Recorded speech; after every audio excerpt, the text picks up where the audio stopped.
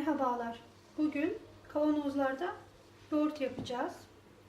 Bunun için önceden yaptığımız yoğurdumuz var kavanozumuzda. 1 litrelik kavanozumuz ve 200 mililitrelik kavanozumuz var. Bunlar için yoğurdumuzdan 1 tatlı kaşığı 1 litrelik kavanozumuza kullanıyoruz. Tatlı kaşığının ucuyla 200 mililitrelik kavanozumuza yoğurdumuzdan ilave ediyoruz.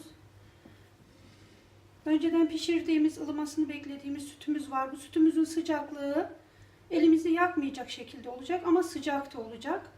Bunu ölçebilmek için küçük parmağımızı içerisine daldırdığımız zaman sıcaklığını hissedeceğiz ama soğuk da olmayacak.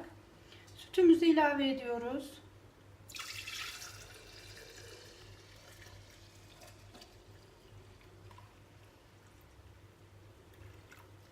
Küçük kavanozumuza da sütümüzü ilave edelim.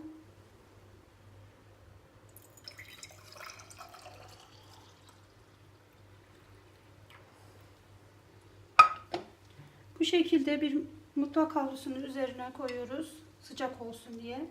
Kavanozlarımızın kapaklarını kapatıyoruz. Üzerine de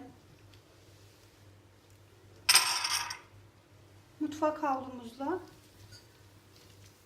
örtüyoruz.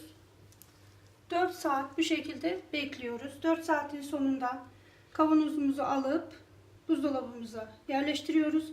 1-2 saat buzdolabında kaldıktan sonra tatlı bir yoğurt elde etmiş olacağız. Aynen bu şekilde. Siz eğer yoğurt mayası bulmak isterseniz, daha hiç evde yoğurt yapmamışsanız komşunuzdan, böyle evde yoğurt yapanlardan rica edin. Bir miktar yoğurt alın. Bunu maya olarak kullanabilirsiniz. Afiyet olsun.